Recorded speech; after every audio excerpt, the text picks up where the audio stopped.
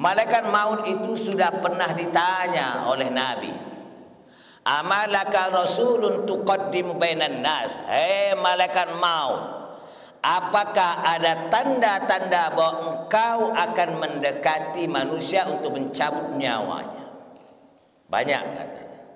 Yang pertama adalah al-ilalu atau amra wal amradu, sakit-sakitan.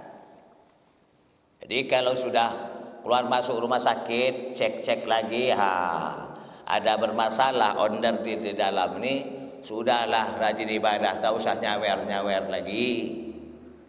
Ya. Yang setelah itu yang kedua, al-masyibu atau asyaibu, uban. Yang sudah ubanan sudahlah, tak usah naik panggung lagi. Kenapa Ustaz berani berkata begitu? Masya Allah, ketua masjid misal, tapi bukan ketua masjid doa, bukan, ini CS saya. Ketua masjid yang lain lah. Pernah aku kaget, Masya Allah, topi putih di masjid, baju koko, kadang jubah ada sorbannya, zikir subhanallah. Pas aku kondangan di satu tempat, hai, ketua masjid pakai jas, pakai sepatu, mengkilat, narik biduan, nah katanya, joget. Sudah tuh nyawer 100.000 biduan, nah 100 mungkin hampir 700 lah itu. Astaghfirullahaladzim. Itu nggak pantas lagi.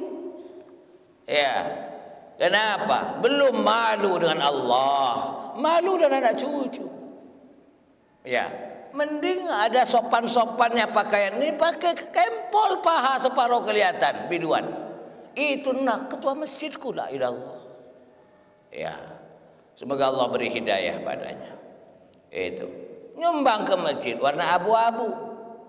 Ya, pojoknya hilang, nolnya potel. Sementara nyawer biduan yang merah. Solo.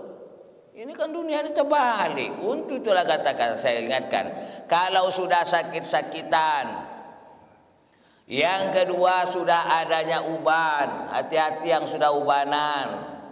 Sudahlah, tak usah lagi joget-joget itu. Lagu Widuri, lagu John Lennon, ya, banyak amat Pak lagu-lagu John Lennon, ya, lagu-lagu lawas favorit saya. Bapak dulu kerja apa, Pak? Saya 2 tahun, 2 periode, 10 tahun kepala bandara Raden Intan. Bapak tahu Sayyidul Istighfar? Apa iku Sayyidul Istighfar? Inna lillahi wa inna, umur sudah 70. Ya, saya hadir ceramah di situ. Maka pengalaman dari 2001 ini hadirin, kan saya ngisi pengajian begini ini 2001, berarti 21 tahun, macam ragam. Untuk itulah yang sudah ubanan itu tak usah naik ke panggung lagi. Ya, yang kedua yang sudah ubanan ini, ya, tak usah disemir-semir lagi. Ngapain disemir? Kau semir hitam terlapisi rambutmu, wudumu tak sah, mandi junubmu tidak sah. Suatu saat 2 minggu nongol lagi, ya memang akarnya sudah putih. Enggak kau dikatakan kau ini disemir, oh papa muda seperti umur 27, 37, no. Dah peot. Ya. Karena dalam tafsir Qutubi dinyatakan apabila orang yang sudah tua, ya, maka kata Nabi, berbahagialah orang yang dipanjangkan umurnya sampai pensiun. Ya, lalu di usia yang panjang itu diberi topik hidayah untuk berbenah atas khilaf salah kelalaian masa silam. Itu tanda Allah sayang. Dan ketika rambutnya yang sudah ada putihnya, si tua menengadah tangan di hadapan Allah, memohon ampun dan memohon sesuatu kepada Allah, berfirman, aku malu seandainya tangan ini turun tidak kuperkenankan doanya. Aku malu melihat rambutnya yang sudah ada putihnya. Di depan saya ini 2 jenggot pun sudah putih. No, lihat no. Jangan disemir-semir. Allah malu. Kalau tua taat mengadah tangan, mohon ampun si tua, Allah nyatakan saya malu. Tangan ini turun tidak kuperkenankan doanya melihat rambutnya yang sudah ada putihnya. Dalam tafsir Qurtubi juga yang sudah 60-an ke atas sudah beruban. Khilaf, salah, dosa-dosa kecil tidak ditulis lagi. Maaf. Untuk itulah kita hadirin selaku anak, kalau ada orang tua kita bawel, rewel, diam saja.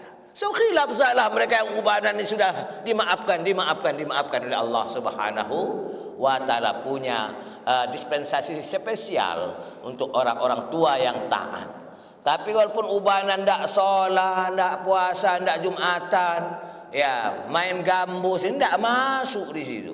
Ya di kampung-kampung masih ada. Bangun tengah malam dia ke buang air kecil, ngelinting rokok dia. Pedam lagi. Bukan tahajud 2 rakaat si tua. Maka hadirin, tapi ini kata guru saya, ketika mudanya orang itu liar, ya seperti kuda tidak ada tali pelananya, liar semau dia. Kalau setelah tua tidak berbenah, maka tuanya seperti burung hantu. Tahu burung hantu? Tuanya seperti burung hantu. Ya habis sarapan atau mandi, duduk di teras rumah.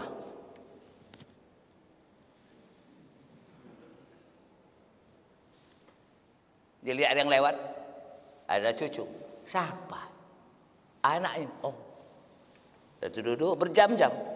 Zikir enggak, istighfar enggak, baca Qur'annya. Dari pagi menjelang zuhur di teras rumah sampai mengkilat kursi. Legok.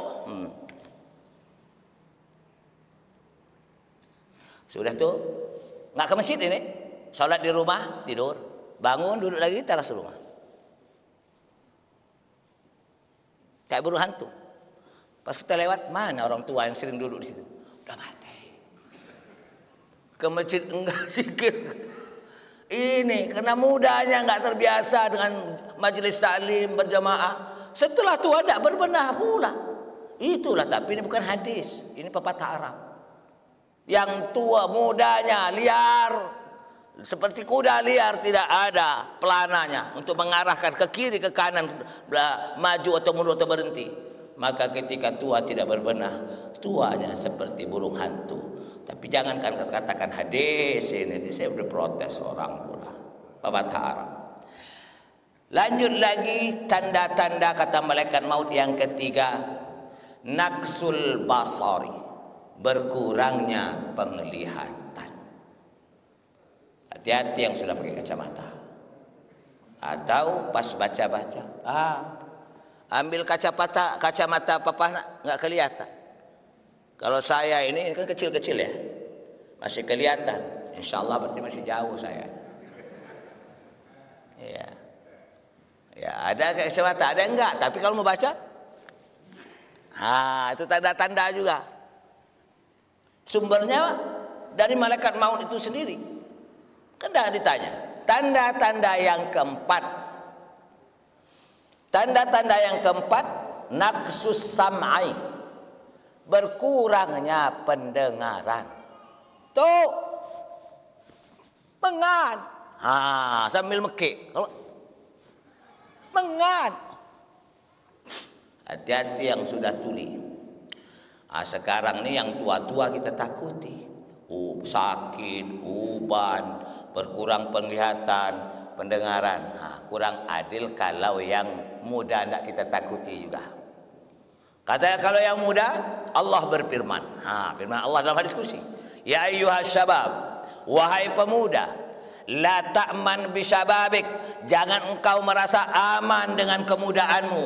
Belum sakit-sakitan atau jarang sakit, belum ada uban satu helai pun, dan juga mata masih awas, telinga pun masih pendengaran jelas. Ingat, la ta'man bisyababik, jangan kau merasa aman dengan kemudaanmu. Kamin sabit kad sabakat alail maut wasaykhu baqin ba'da mautihi. Berapa banyak orang muda mati duluan, sedangkan yang tua, ayah, atuknya, mungkin nenek uyutnya masih hidup. Mengapa demikian? Nabi sudah menyatakan tanda-tanda dunia ini sudah tua, banyak orang mati muda dan matinya mendadak.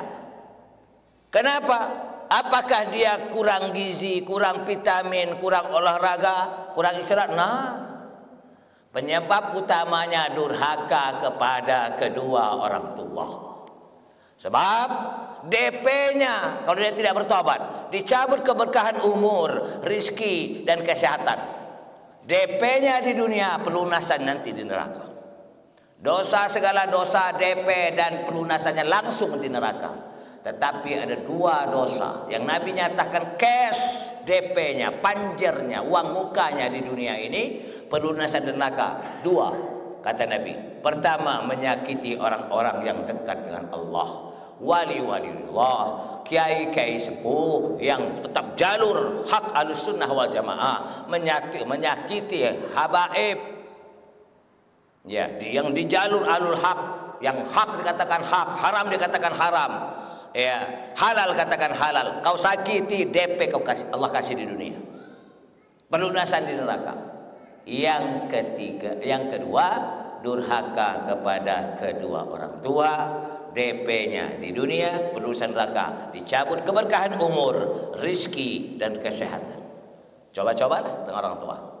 Kau gagah, Allah kasih bermasalah jantungmu, ginjalmu, paru-paru, tidak bisa yang kau panggil makmu, ayah, ayah, ayah, mama, mama, tidak ada guna lagi.